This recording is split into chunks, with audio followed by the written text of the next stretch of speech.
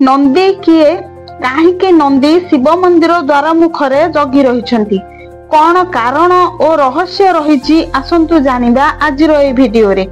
जय जगन्नाथ सांग माने मु सुचित्रा आपण मानक स्वागत जनाऊँ मोर आउ एक नुआ भिडियो को। सांग माने हिंदू धर्मर 18टी पुराण मध्यरु गोटे हेउछि शिव पुराण। आउ सेई पुराण रे उल्लेख अछि भक्त नंदी विषय रे। कुहा जाए भक्त नंदी भोला शंकरंकर अन्य एक रूप। पुरातन जुगर कथा शिलात नामक एक मुनि थिले। से सबु बेले तपस्या रे लीन रहुथिले। धीरे धीरे तांकर वृद्ध अवस्था आसीबाकू लागिला एवं तांको मन रे भय सृष्टि हैला जे मु जदि एमती मरि जिबि मोर वंश निपात होई जिवो। तांको पूर्व पुरुषंक परामर्श अनुसार से गोटे शक्तिशाली अमर अजय पुत्र अभिलाष रे इंद्र को तपस्या कले।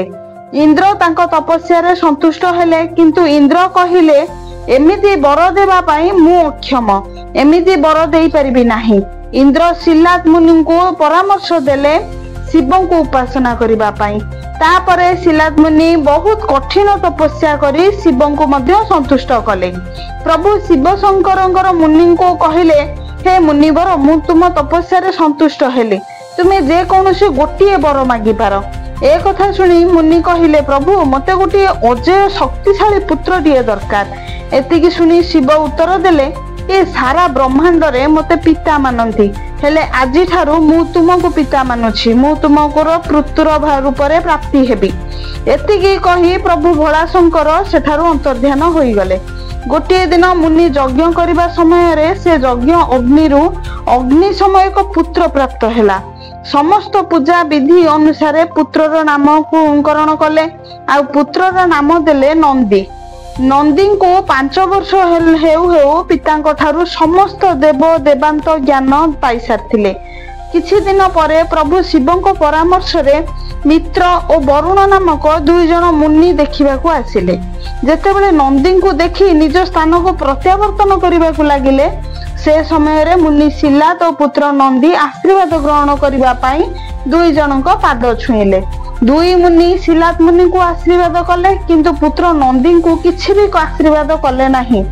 शिलात मुनि यह देखि आश्चर्य होई गले। आ पचारिले, एमिति काहेकि कले, मो पुत्र को आशीर्वाद कले नाही काहेकि? मुनिगण कहिले, आपनका पुत्र अल्पायुष, आमे तांको दीर्घायु हेबार आशीर्वाद केमिति देबो?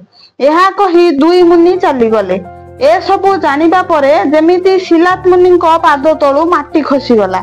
से चिंतित व्यथित हेबाकू लागिले। तांको देह मध्य असुस्थ हेबाकू लागिला। एहा देखि नंदी पितांको कहिले, तुमे तो मते भोला शंकरंक ठारू पाइछ, चिंता ओ काहेकि करूछ? मते से ही रक्षा करिवे। चिंता करंतु नहीं पिता, मु जाउची भोला शंकरंकर तपस्या करिवि। एतिके कही नंदी तपस्या करिबा पई चली गले। दिने प्रभु शिव शंकर नंदी को आसी दर्शन देले। कहिले, नंदी मु तुम तपस्या देखि अत्यंत खुशी, केउ वर मागुच माग। नंदी जेतेबेले शिव शंकर को पाखरे पाइले, सी भूली गले जे दीर्घायु हेबा पई तपस्या करुथिले बोली। सारा जीवन प्रभुଙ୍କ पाखरे तांको सेवा करिवार वर मागी नेले। एहा सुनी कहिले, नहे नंदी तुमको कोन मृत्युर भय नाही? आज ठारू तुमे अमर अक्षय अजय, आज ठारू तुमे मोर प्रिय भक्त, सबु समय रे तुम मो पाखरे रहिबो, तुमे मोर सेवा करिवो। एहा कही महादेव अंतर्ध्यान होई गले। कैलाश जाई माता पार्वती को कहिले, नंदी मोर प्रिय भक्त, तांको मु मोर प्रिय भक्त करिबाकू चाहूची। एहा सुनी माता पार्वती मध्य खुशी होई गले। माता उत्तर देले, नंदी आमर पुत्र भली। तापरे सबु देवता को डाकी नंदी को मुखिया करदेले। नंदी को षंढर चेहरा देई निजर बाहन मध्य करिनेले। भगवान शिव सबुबेले तपस्या रे लीन रहुथिले, सेथिपाई नंदी को द्वारपाल होई बाहर जगिबा पई कहिसंती। समस्तको गुहारी सुनिबा पई ओ आदेश दैछंती। कुहा जाय नंदी कान रे निजर मनस्कामना कहिले महादेव पाखरे शीघ्र पहुंची जाए। महादेव जल्दी मनस्कामना भक्तंकर पूर्ण करिथांती। सेथिपाई सदाबेले भक्त माने शिव मंदिर गले नंदी कान रे मनर कथा कहिथांती। आजिर विषयटी केमिति लागिला सांग माने निश्चय कमेंट करि जणाइबे। छोट लाइक टे कर देबे। मो चैनल रे नुआ थिले चैनल को सब्सक्राइब करबा को भूलिबेनी।